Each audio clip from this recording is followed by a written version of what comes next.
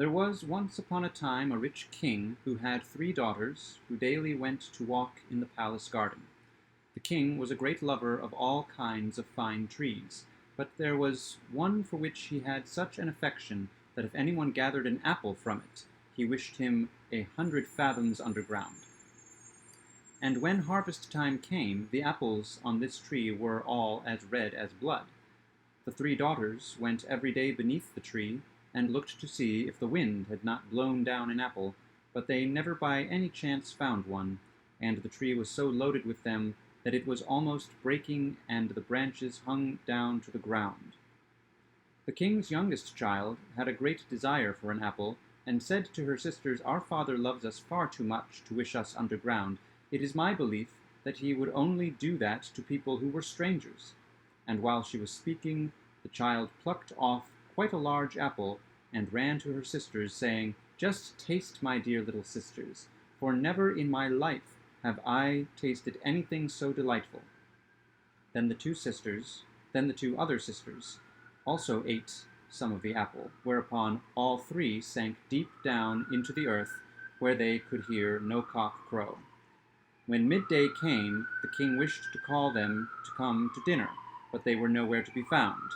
He sought them everywhere in the palace and garden, but could not find them. Then he was much troubled, and made known to the whole land that whosoever brought his daughters back again should have one of them to wife. Hereupon so many young men went about the country in search that there was no counting them, for every one loved the 3 children, because they were so kind to all, and so fair of face. 3 young huntsmen also went out, and when they had travelled about for 8 days, they arrived at a great castle, in which were beautiful apartments, and in one room a table was laid, on which were delicate dishes, which were still so warm that they were smoking, but in the whole of the castle no human being was either to be seen or heard. They waited there for half a day, and the food still remained warm and smoking, and at length they were so hungry that they sat down and ate, and agreed with each other that they would stay and live in that castle, and that one of them, who should be chosen by casting lots, should remain in the house, and the 2 others seek the king's daughters. They cast lots, and the lot fell on the eldest. So next day the 2 younger went out to seek, and the eldest had to stay at home. At midday came a small mannequin, and begged for a piece of bread. Then the huntsman took the bread which he had found there, and cut a round off the loaf, and was about to give it to him, but while he was giving it to the mannequin, the latter let it fall, and asked the huntsman to be so good as to give him that piece again. The huntsman was about to do so, and stopped, on which the mannequin took a stick, seized him by the hair, and gave him a good beating. Next day the second stayed at home, and he fared no better. When the 2 others returned in the evening, the eldest said, "Well, how have you got on?" "Oh, very badly," said he. And then they lamented their misfortune together, but they said nothing about it to the youngest, for they did not like him at all, and always called him Stupid Hans, because he did not exactly belong to the forest. On the 3rd day the youngest stayed at home, and again the little mannequin came and begged for a piece of bread. When the youth gave it to him, the elf let it fall as before, and asked him to be so good as to give him that piece again. Then said Hans to the little mannequin, "What, canst thou not pick up that piece thyself? If thou wilt not take as much trouble as that for thy daily bread, thou dost not deserve to have it." Then the mannequin grew very angry, and said he was to do it, but the huntsman would not, and took my dear mannequin, and gave him a thorough beating. Then the mannequin screamed terribly, and cried, "Stop, stop, and let me go, and I will tell thee where the king's daughters are." When Hans heard that, he left off beating him, and the mannequin told him that he was an earth mannequin, and that there were more than 1,000 like him, and that if he would go with him, he would show him where the king's daughters were. Then he showed him a deep well, and there was no water in it. And the elf said that he knew well that the companions Hans had with him did not intend to deal honorably with him, therefore if he wished to deliver the king's children, he must do it alone. The 2 other brothers would also be very glad to recover the king's daughters, but they did not want to have any trouble or danger. Hans was therefore to take a large basket, and he must seat himself in it with his hanger and a bell, and be let down. Below were 3 rooms, and in each of them was a princess, with a many-headed dragon, whose heads she was to comb and trim, but he must cut them off. And having said all this, the elf vanished. When it was evening, the 2 brothers came and asked how he had got on, and he said, pretty well so far, and that he had seen no one except at midday, when a little mannequin had come, who had begged for a piece of bread, that he had given some to him, but that the mannequin had let it fall, and had asked him to pick it up again. But as he did not choose to do that, the elf had begun to lose his temper, and that he had done what he ought not, and had given the elf a beating, on which he had told him where the king's daughters were. Then the 2 were so angry at this that they grew green and yellow. Next morning they went to the well together, and drew lots who should first seat himself in the basket.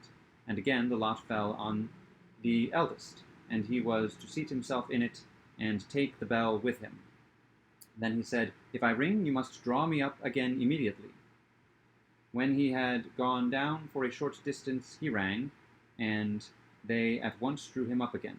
Then the second seated himself in the basket, and he did just the same as the first, and then it was the turn of the youngest, but he let himself be lowered quite to the bottom. When he had got out of the basket, he took his hanger, and went and stood outside the first door, and listened, and heard the dragon snoring quite loudly. He opened the door slowly, and one of the princesses was sitting there, and had 9 dragons' heads lying upon her lap, and was combing them. Then he took his hanger, and hewed at them, and the 9 fell off. The princess sprang up, threw her arms round his neck, embraced and kissed him repeatedly, and took her stomacher, which was made of red gold, and hung it round his neck. Then he went to the second princess, who had a dragon with 5 heads to comb, and delivered her also, and to the youngest, who had a dragon with 4 heads, he went likewise, and they all rejoiced and embraced him and kissed him without stopping. Then he rang very loud, so that those above heard him, and he placed the princesses one after the other in the basket, and had them all drawn up. But when it came to his own turn, he remembered the words of the elf, who had told him that his comrades did not mean well by him. So he took a great stone which was lying there, and placed it in the basket, and when it was about halfway up, his false brothers above cut the rope, so that the basket with the stone fell to the ground, and they thought that he was dead, and ran away with the 3 princesses, making them promise to tell their father that it was they who had delivered them, and then they went to the king, and each demanded a princess in marriage. In the meantime the youngest huntsman was wandering about the 3 chambers in great trouble, fully expecting to have to end his days there, when he saw hanging on the wall a flute. Then said he, "Why do you hang there? No one can be merry here." He looked at the dragon's head likewise, and said, "You cannot help me now." He walked backwards and forwards for such a long time that he made the surface of the ground quite smooth. At last other thoughts came to his mind, and he took the flute from the wall and played a few notes on it, and suddenly a number of elves appeared, and with every note that he sounded, one more came. He played until the room was entirely filled. They all asked what he desired. So he said he wished to get above ground, back to daylight, on which they seized him by every hair that grew on his head, and thus they flew with him on to the earth again. When he was above ground, he at once went to the king's palace just as the wedding of one princess was about to be celebrated, and he went to the room where the king and his 3 daughters were. When the princesses saw him, they fainted. Hereupon the king was angry, and ordered him to be put in prison at once, because he thought he must have done some injury to the children. When the princesses came to themselves, however, they entreated the king to set him free again. The king asked why, and they said that they were not allowed to tell that, but their father said that they were to tell it to the stove. And he went out, listened at the door, and heard everything. Then he caused the 2 brothers to be hanged on the gallows, and to the 3rd he gave his youngest daughter, and on that occasion I wore a pair of glass shoes, and I struck them against a stone, and they said, "Clink," and were broken.